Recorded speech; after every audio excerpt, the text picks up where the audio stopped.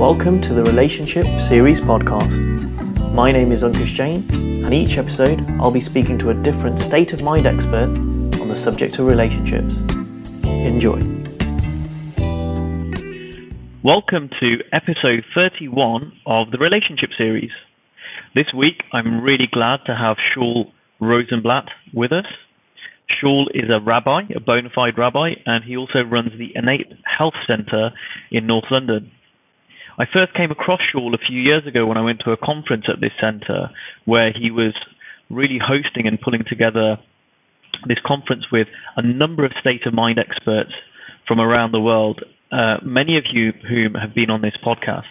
So I'm really looking forward to having this conversation with him. It's been many months in the making. And we've got a number of things that we want to talk about and share with you today. So just to start off with, Shaul, welcome to the podcast. And how is it that you're the first rabbi that we've had on this podcast? How is it that you've got some experience around state of mind and relationships? Well, firstly, thank you for having me, Ankush. It's a pleasure to be here. Shame I'm on this week, not next week, because 32 in Judaism has quite significance in that there is a numerical value associated with each word, and the number 32 is associated with the word in Hebrew lev, which means heart, and I do think that's really the essence of what relationships are about. So whoever's on next week gets the lucky number. I'm just stuck with 31, I'm afraid. But the reason that I kind of have some sense of this or some understanding of this, whatever limited fashion that might be, is the way I got into sort of learning these ideas and sort of orienting myself in this direction was sort of through a relationship. I was struggling with a relationship at work, and we were running a charity together, and it really wasn't going well. And we were just, as often happens, you start with very sort of honest and objective perspectives on things, and as time goes on in a relationship, as you disagree and differ, things start to get subjective. They start to get more personal, and the frustration grows, and you get more and more upset, and that's kind of what happened with us. And over a period of time, it got really bad, and we really didn't like each other. We were angry at each other. There was a lot of water under the bridge, as they say. And it just wasn't working, and you can't have two people who really don't like each other running the same organization. I suppose you can, but it's just not going to run very well. And ours wasn't running very well at all because of that. And it was recommended that we go to a place called Lacona in the west coast of America, to an organization called Pransky and Associates. If you listen to these podcasts, you might have heard George Pransky speak in the past. And we didn't meet with him. We met with two people who might also be on these podcasts, Aaron Turner and Keith Levins. And here's what was interesting to me. We got there and we started chatting to them. And I had in mind that, if you want to solve a relationship, what you got to do is you got to talk about the relationship. Obviously, you got to hear one person's perspective and then hear the other ones and see if you can find overlap, see if you can find common ground, see if you can find places where they sort of see eye to eye, see if you can get them to listen to each other better. So I thought we were going to kind of jump in, and it was nothing of the sort. They started talking to us about do we like the flowers in Lacona? And do we like their new wallpaper and just everything but our relationship. And at some point we said to them, are we going to talk about our relationship somewhere along the way? And they said to us, which was the first kind of point they made that really impressed me, and I felt like, these guys might be onto something here. They said, look, what we're interested is in something called state of mind. And we can see that you guys are not in the best of state of mind about this relationship. And so if we talk about your relationship from this state of mind, from this low state of mind, we know exactly where we're going to go, which is precisely nowhere. You're not going to listen to each other. You're not going to be interested in each other. You're not going to respect each other. No chance. So what we'd rather do is speak to you about some ideas that we teach over here, some little ideas that we call the 3 principles, and we're hopeful that will help with your state of mind. And then let's talk about your relationship. And I said, oh, that's great. That sounds good to me. So I'm always up for something new. So I kind of said, well, great. It kind of relaxed me, and I sat and listened, and they talked a lot of sense. And I sort of had this experience somewhere along the way, whereby, I mean, it's kind of a wild and wacky experience, but it was 2 or 3 days later. We'd only been talking about these principles, nothing else. And I'm a rabbi, and I'm a sort of a believer in God and Judaism in this particular instance, and I just had what I would call an experience of God. It just came out of the blue. It just knocked me straight between the eyes. I just went home from a session with Aaron Turner, and I sat in the hotel room, and I was just looking at a table, and just the table just seemed to disappear. There didn't seem to be a table there anymore, and I just felt this spiritual energy and this spiritual connection, and the world just seemed so much more than it had seemed just a moment ago. And I just got into this really beautiful state of mind, and it just came out of the blue. It really took me by surprise, and very pleasantly by surprise, because it was a really beautiful feeling to be in. And I won't say too much about that, but that was kind of the feeling that I was in. And what happened was, because I want to kind of bring it back to relationships, that's what we're talking about. What happened was I kind of just sat in this state of mind for a long time. I don't know how long it was. And somewhere along the way, it just occurred to me that, hey, wait a minute, I'm meant to be going back for a meeting with my partner and with Aaron and with Keith, and I'm really late. So I kind of jumped up and started running down the street. And as I'm running down the street, I'm still in this really beautiful feeling. I started thinking about my partner.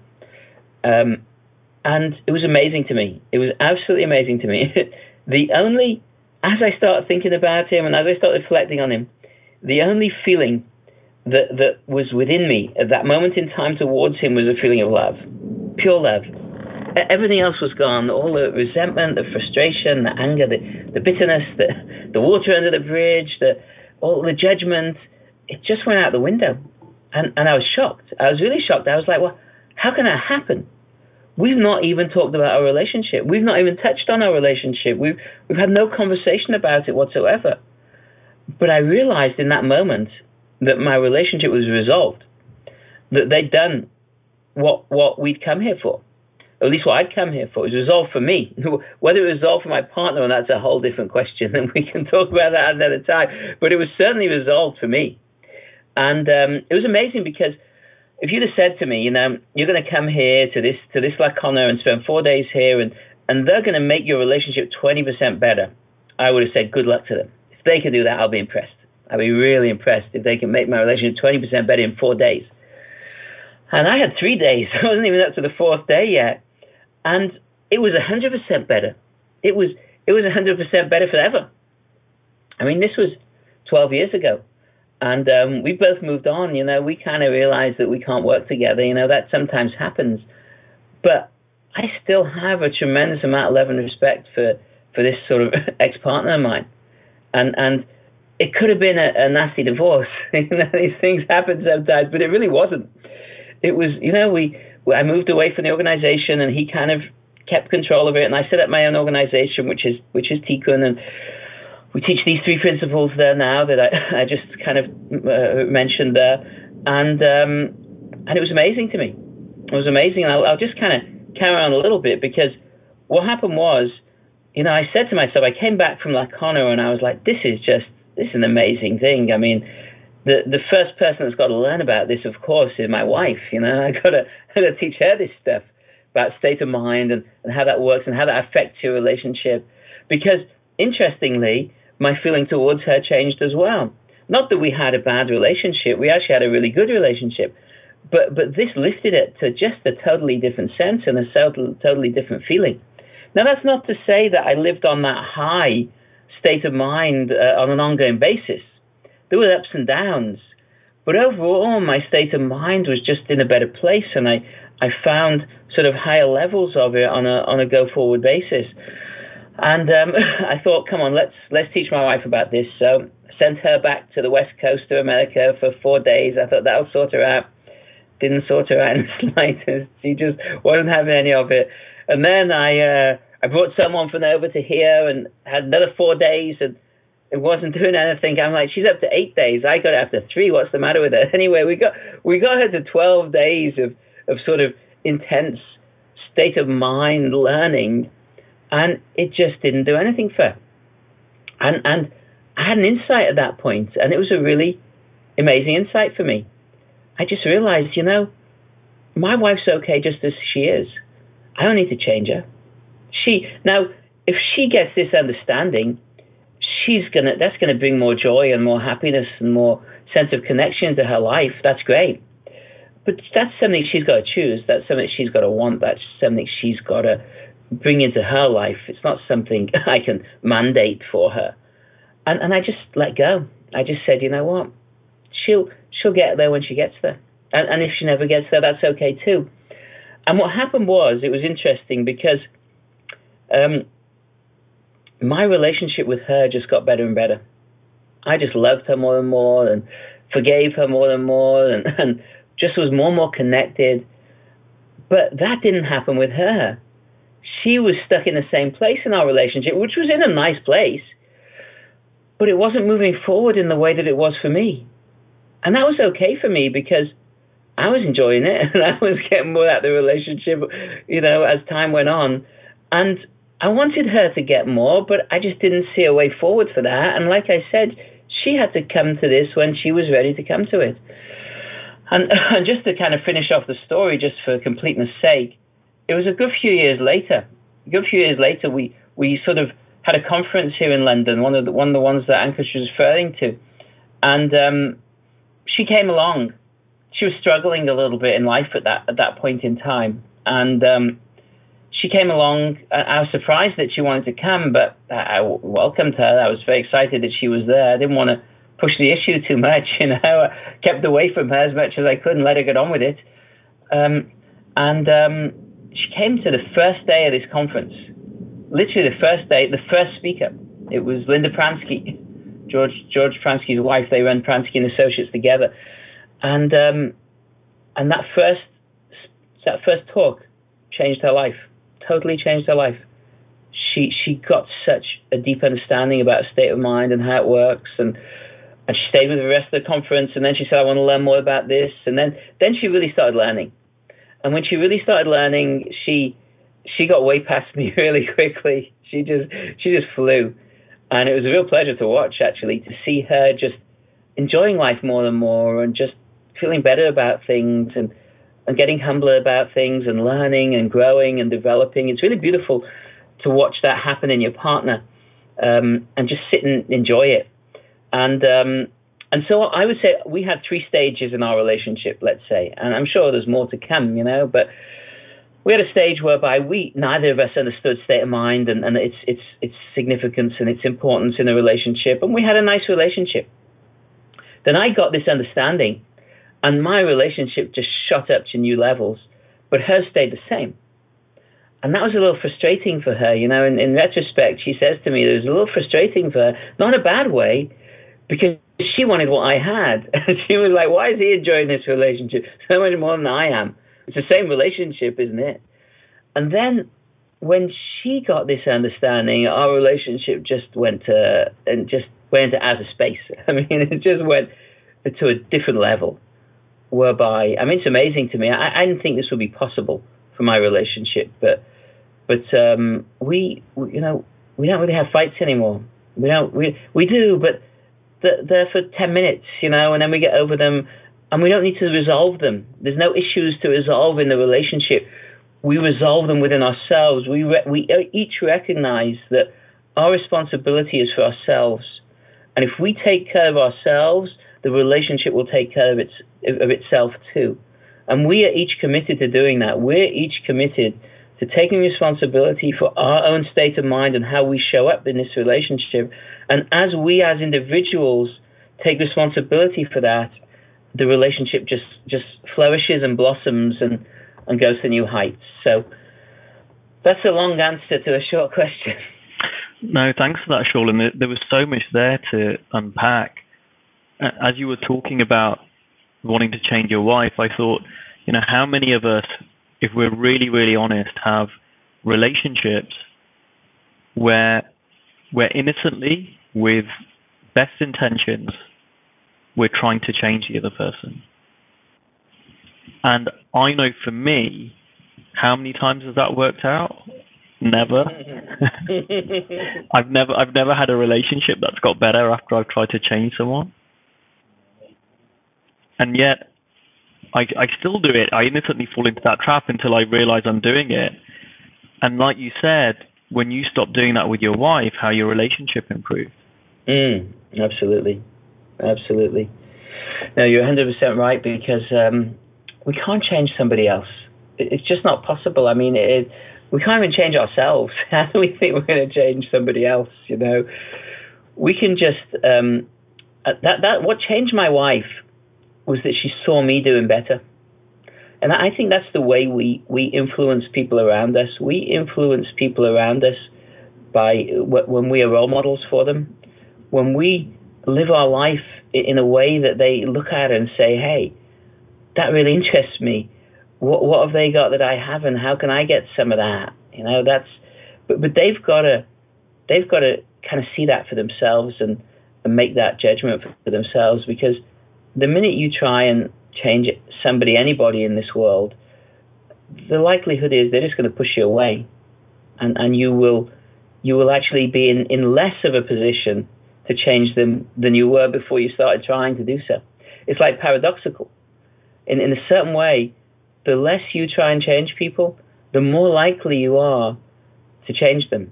And it's got to be genuine. You can't kind of do, let's do a little trick here, I'll sort of pretend to myself I do really want them to change, and I'm eager for them to change, but I'm gonna hold back and not try and change them in order that they really change.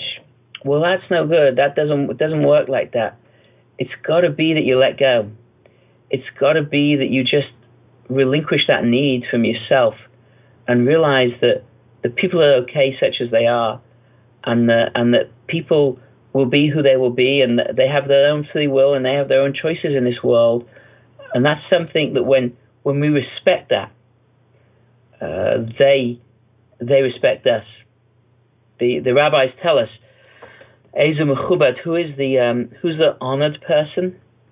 The one who honors others.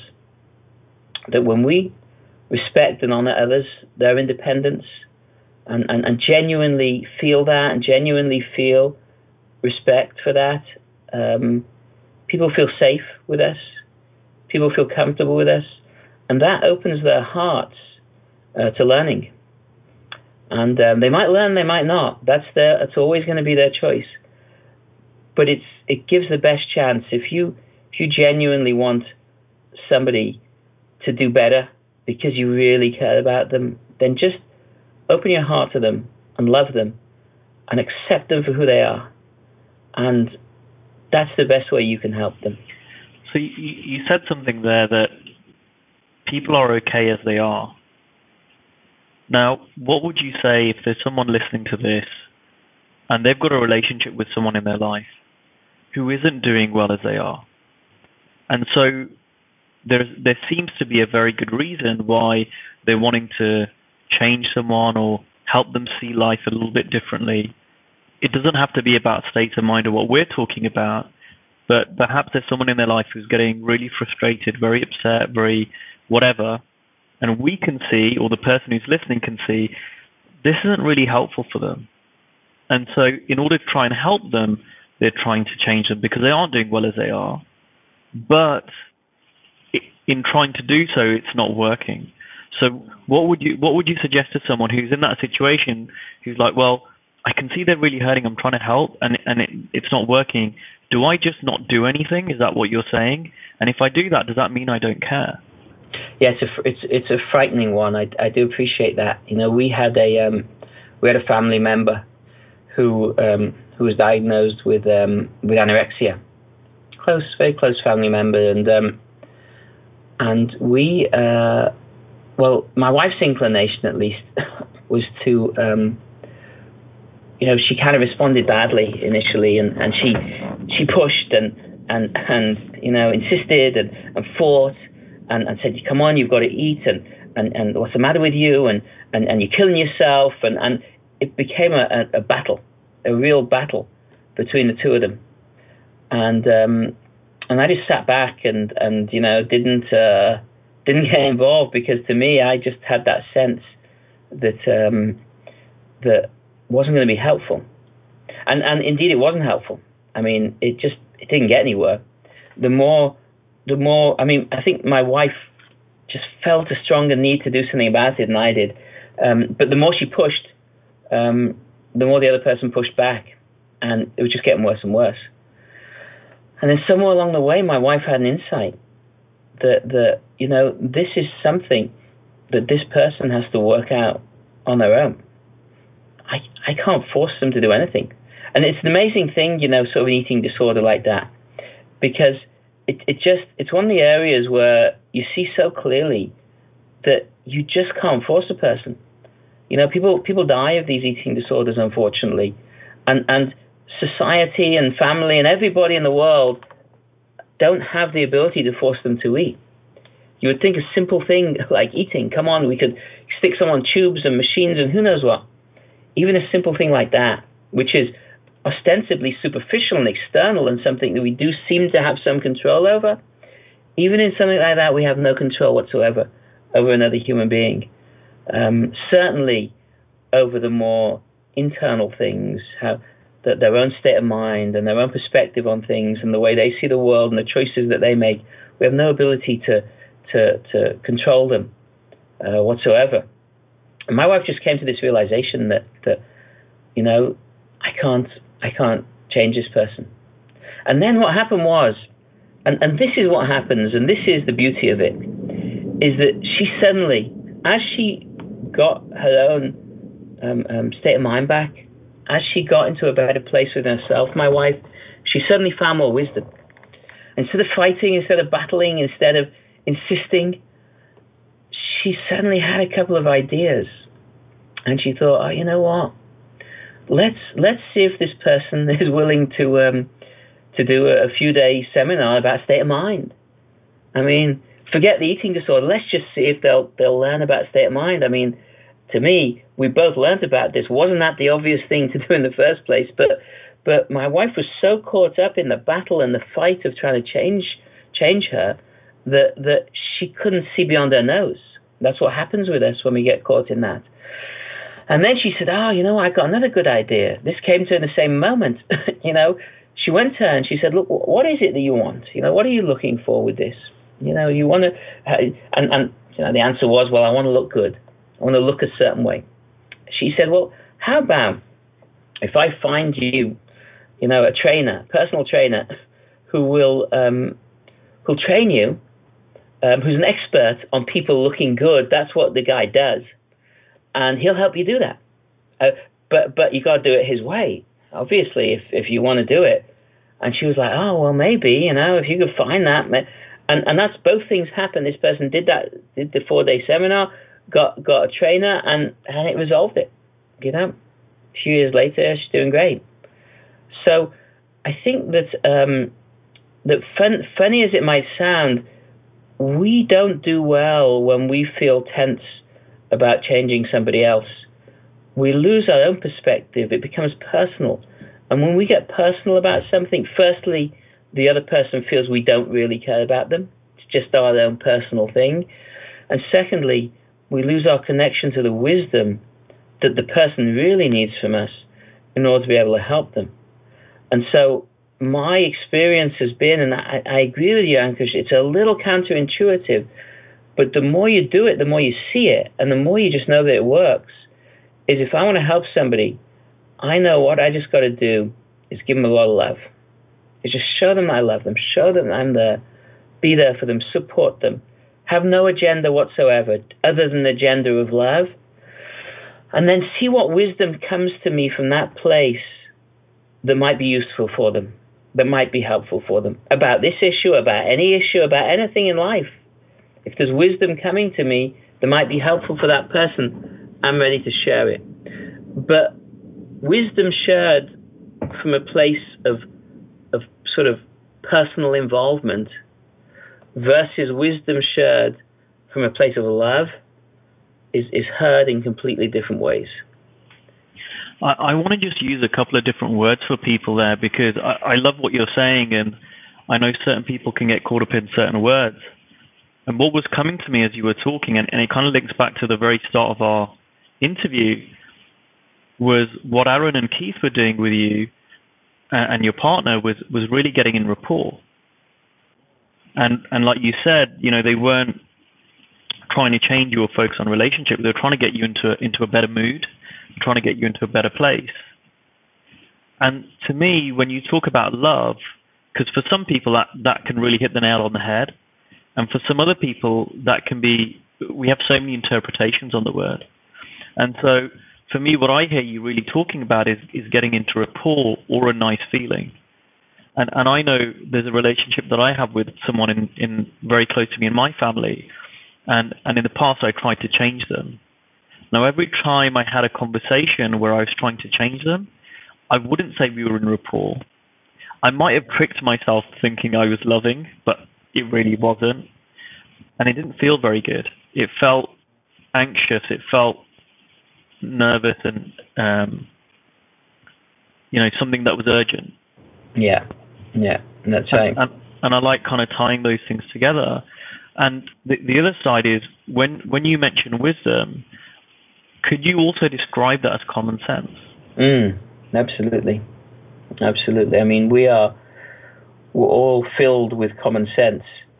If we would just kind of have the common sense to look for it, we just sometimes get the ego gets in the way, and we just get caught up in the things that frustrate us and annoy us, and our own self-respect and how people are treating us. And when we sort of go down that path, there's almost no limit to the lack of common sense that human beings can have, and the stupidity that we can kind of engage in our lives. And you see it sort of all over the place all the time, unfortunately, and we're all sort of guilty of it. But when we sort of find that just more peaceful place in ourselves, common sense just rises to the surface. It's just there. You don't need to go looking for it. You don't need to try and find it. You don't need to try and manufacture it. It's just there. And on the rapport thing, I just wanted to just kind of completely agree with what you're saying there. That it's one of these old paradoxes that you want, if you genuinely want to help somebody and you want to see them change, then the thing you need is rapport. Without rapport, you've got no chance. But at the same time, the more you want them to change, the less rapport you have. It's almost paradoxical. It's like the minute you start getting into that, wanting to change them, your rapport goes, because you've got an agenda now, and people see you coming with an agenda from a mile away. And agendas undermine rapport. Rapport is just when you've got two people sort of in the moment together with nothing other than the relationship and the feeling and the connection. That's what rapport is about. So you've got to just, in a certain way, trust that when you get into rapport with somebody, the wisdom and the common sense will come from you that will help them in the way that they need to be helped. And that's what happens. It just works that way. And vice versa. When you're not in rapport with somebody, the things that come out are usually not all that helpful. Yeah, that's a great point, Shaul. I wanted to, and thank you for completing that. The other thing I wanted to talk about, there's so much to unpack even from just the first question. The other thing I wanted to talk about was, it sounded like it was a really religious or spiritual experience you had when you were looking at this table. And yet I love that as we've been talking, this is very practical. It sounds, when we're talking about rapport, when we're talking about trying to change someone, it's actually a very practical thing. This isn't, some guy who's had some woo-woo experience up in America. This is, and you, I know you now share this with others, and it's very practical in terms of relationships and helping people move through conflicts. Yeah, well, I know that, I like to share that experience just because it's kind of what happened. So, I don't like to hide things. But it was weird for me at the time, and I'm a rabbi and I'm kind of okay with religion, but just a spiritual experience like that was something that I just wasn't sure what it was or what it meant or what it was about. And so I get what you're saying, that for a lot of people that's kind of perhaps a little removed from sort of the day-to-day experience of life in the same way as it is with mine. And that was a sort of a one-time thing that sort of got me on the track. But you're right. Most of this is just about sort of, I would say the essence of this is peace of mind, is when we live in a peaceful state of mind, as theoretical and as conceptual as that sounds, it's amazing how practical it is. It's amazing how much comes out of that. It's amazing how, it's like I guess the difference between, somebody who's in an emergency situation and is frantic, and freneticness, if that's the correct word, in an emergency is not going to be that helpful for you. You'll do all the wrong things and make lots of mistakes. And somebody's in an emergency and yet remains within themselves in a peaceful place, they have a lot more perspective and they usually do better.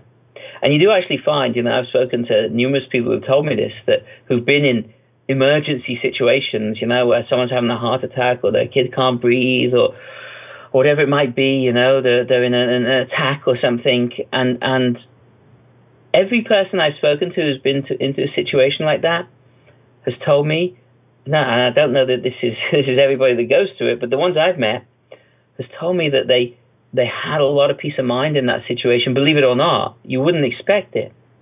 But there's just something about we human beings, there's something sort of within us. There's a great television series on at the moment in England called The Hunt. I don't know if you've seen it.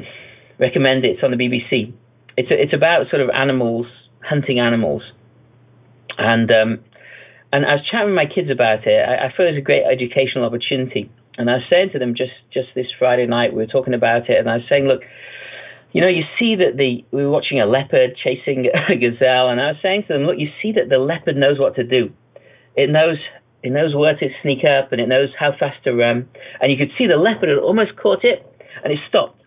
And the commentator said, why did it stop? Because it knew if it put in more energy and didn't get it, it wouldn't be able to chase this thing the next time. It knew the exact point that it had to stop running, otherwise it would run out of its energy. It's amazing the way animals are programmed to know what to do. And the gazelle as well, it knew where to jump and how to get away. It's amazing to watch the wisdom, the intelligence within whatever you want to call it, Mother Nature, within our universe, there is a tremendous amount of intelligence. And I was asking my kids, do you think that we human beings have that same intelligence as these animals do? Do you think that we have that same wisdom, that same common sense, that same understanding? They were kind of a little bit, they were thinking about it back and forth. And at the end of the day, they said, yeah, I guess we do. I guess we do know what to do. We don't always think of ourselves like that. We think we've got to learn and we've got to figure things out and we've got to work things out. And so often we're so busy working things out that we work something out that is sort of alien to our own common sense. And if we just stopped working it out and allowed our common sense to take over, it's amazing the understanding that we have. And I think that sometimes happens when people get into an emergency situation is they know they can't work it out. There's no time to work it out. The only choice is to allow that common sense to take it. And when it does really well. When they're sort of forced to allow common sense to kind of take over, that's the best way we can work. We do the best when we allow our natural common sense, like animals. If the leopard started figuring out what's the distance between me and that gazelle? And how fast can I run? And how long is it going to take me to get there? The gazelle would be gone by the time he figured it out. It's a great example again of nature and how we've got this inbuilt intelligence, this inbuilt common sense, inbuilt wisdom to deal with life and relationships, which are an integral part of life. You also talked about your children there, and it's a beautiful segue because I wanted to ask on this interview how your relationship not only with your wife has changed, but how that's shown up with your children as well. Yeah, well, this has been particularly poignant for me because, as a rabbi and as a religious person, you grew up in a society whereby sort of the attitude is, well, you want your kids to be religious. That's sort of the society that you've got an agenda for your kids. It's a real sort of agenda-led society in terms of where you want your kids to be and how you want them to look, and there's a lot of social pressure in terms of that. So for me in particular, it's been incredibly relevant because it's kind of freed me of that. It's kind of freed me of the need for my kids to be any way in particular. I feel like there are certain situations where I need to protect my kids from immediate danger, and I do need to intervene, absolutely. But other than that, I look at myself as a shepherd more than anything else, and there's pasture out there for the sheep to eat, and there's water out there for them to drink in the streams, and the sun's out there to give them warmth, and everything's available out there for them. I've just got to kind of help them along the way, just sort of share who I am and what I am with them, create a nice environment for them to grow up in, them for them to flourish in, and to of course respond to them when they come to me. When they come and they got questions, or they want to learn from me, or they want my wisdom. Absolutely. Although funnily enough, in this particular instance again, my kids might want my wisdom, but if I'm able to sort of control myself, because there's a temptation to just share what I know with them, I know that what's going to be so much better for them is to guide them to finding their own wisdom and to not share my wisdom with them, because their own wisdom is going to be so much more meaningful for them than my wisdom, number one.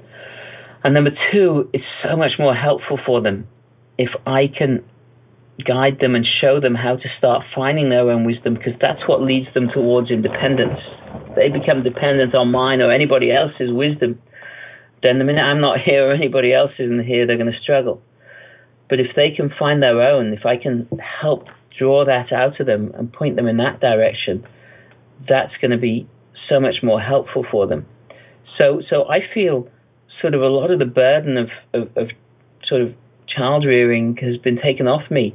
It just becomes a pleasure to just spend time with my kids, love them, watch them grow, watch them develop as individuals, watch them doing their own thing, and sort of be interested here and there and see if I can give a little input. And the interesting thing that I found with this, which is fascinating, is that it's amazing the extent to which my kids come to me for guidance. I would say, my older kids are the most relevant, I guess. I have kids who are aged. My first wife passed away, so I have a big gap in between. It's kind of 4 kids who are older and 4 kids who are younger. But my 4 elder kids are aged 17, 19, or 21 and 23. And hardly a day goes by. They're all in Israel at the moment. They're all studying in Israel. Hardly a day goes by where I don't get a call from every single one of them asking me for my input, for my guidance, for my advice on something. And it's amazing because that's coming from a place whereby I have not in any way imposed myself upon them. Quite the opposite. I've said, look, I'm here as a resource, but I'm never going to tell you what to do. I'm absolutely not. You got to do what you want to do. You got to find your wisdom. You go looking yourself. It's amazing to me. It's, similar to what I was talking about before, what happened with my wife. The more I let go of a need to educate them, the more they want to come and see what I've got to say and be interested in what I've got to say and learn from what I've got to say. And I have friends, by the way, in this similar community who are pulling their hair out with their kids because they're so desperate to teach their kids a certain way and to make sure their kids turn out in a certain way. And their kids are rebelling against that, and their kids are battling against that. And again, it's counterintuitive, it's paradoxical, but it is the way the world works. So it's certainly been my experience of the world. It seems to be a bit of a theme, doesn't it, of this interview about, I guess, letting people be, letting those that you want relationship with be as they are. And letting yourself be as well. You know, it's not just others, but letting yourself be. And when you are, you know, when you're being instead of doing, you know, we're human beings, we're not human doings.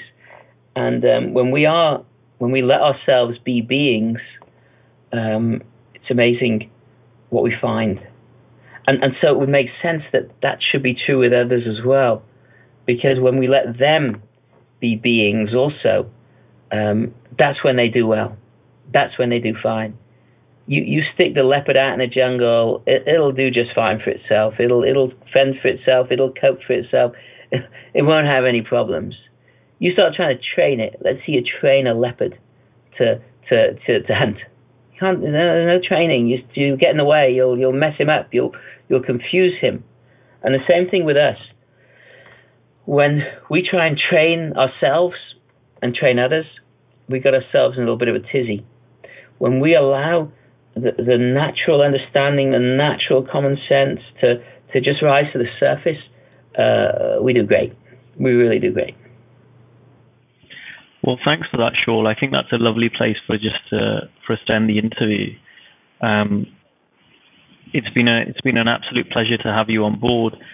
I know you do some great work. You host either personally or you get other speakers in North London. If people wanted to find out more about state of mind, improve their relationships through your organization, what's the best way that they might be able to do that? Well, I think, as always, it's going to be our website. You know, this is the modern world. And I think, you know, we're either launching or we have just launched a new website. It's almost there. I'm just looking now to see if it's up yet.